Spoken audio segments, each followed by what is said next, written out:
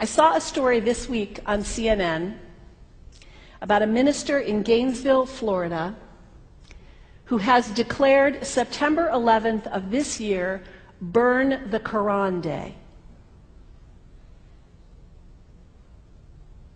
Thank you for your reaction. That was mine.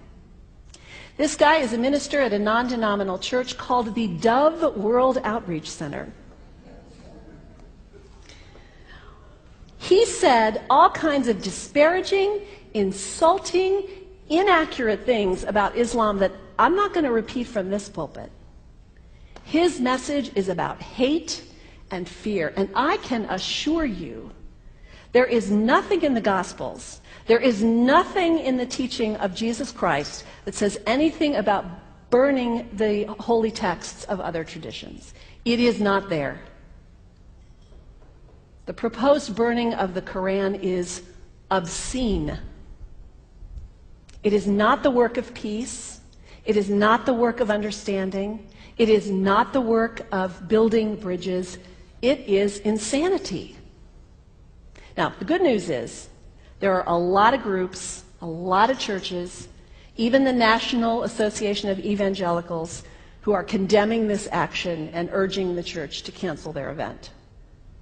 A conversation about God demands grace and openness, a willingness to learn, to have our own ideas challenged, our convictions questioned.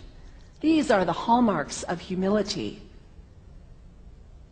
When I was in seminary, I read from someone whose name is lost to me now, when you speak of God, your voice should shake a little.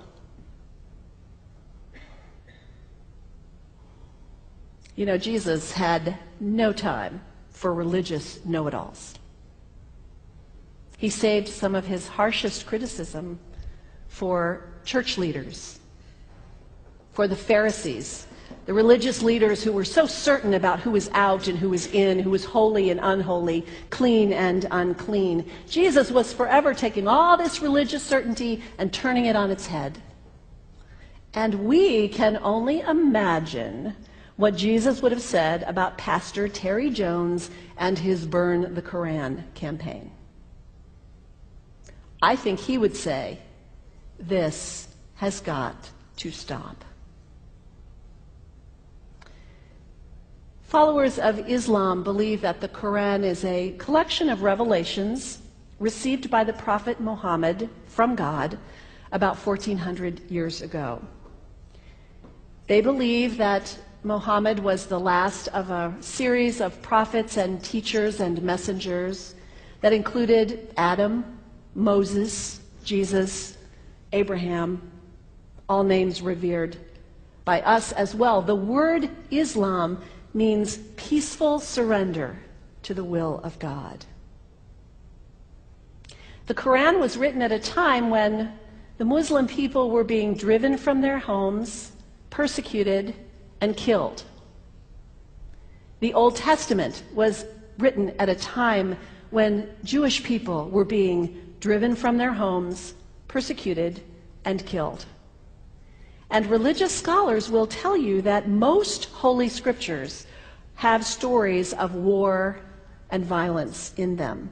Throughout history, most faiths have used these texts to justify violence. And if there's anyone in this room at this moment who's thinking that I've got it wrong, after church today, pull out your Bible and look up Psalm 137.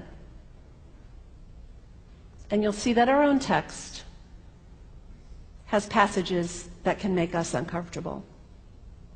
But also, like the Bible, the predominant message of the Quran is of peace and care and loving God, justice, care for the neighbor, care for the stranger. In the Bible, we have thou shalt not kill. In the Quran, we have whoever kills another, surely he is killing all of humanity. And whoever saves the life of another, surely he saves the lives of all humanity. These are words of peace, words of faith, words that could save the world if we would take them to heart. The second thing you can do, the next time someone sends you one of those emails demonizing Islam, delete it. Don't forward it. Don't participate in the stereotyping. Don't give in to your fear. It's okay to be a little afraid. We all have those emotions. Just don't give in to it. Don't sign on for it. Don't focus on this tiny group of extremists who commit acts of violence. Focus on the hundreds of millions of Muslim people in the world who are people of faith, whose priorities and concerns and families are not so different from your own. And third, when you think of Muslim people, think of individuals. Think of the professor at Ohio State. Think of the engineer at Honda. Think of the teacher at the elementary school down the street. When you think of Muslim people, remember those who died on 9/11, not the hijackers. There was only a handful of them. Remember Mohammed Sunhami Hamandi. He was born in Pakistan. He came to the United States as a small child with his parents. He played high school football. He went to college. He became a part-time ambulance driver. He died, this Muslim young man, on 9/11, trying to rescue people and save lives.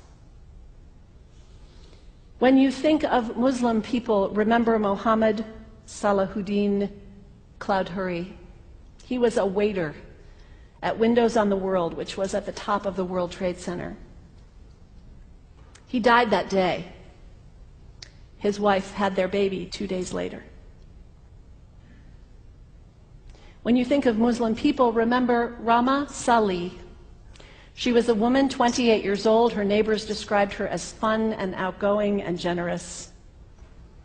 And she died on American Airlines Flight 11, 7 months pregnant with her first child.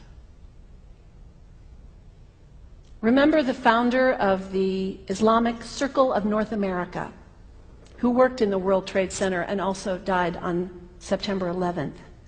That same group now is giving away tens of thousands of copies of the Quran in response to the campaign about burning the Quran. In the language of their own tradition, they are spreading words of faith and peace and hope. One of the ladies at the 8:30 service this morning said to me after, maybe we should declare September 11th, buy a Quran and read some of it. It is for us to share our message of love and hope and peace, but let us do it with grace and respect and above all, humility. God grant us, as individuals, as a nation, as Christians, the humility for this work.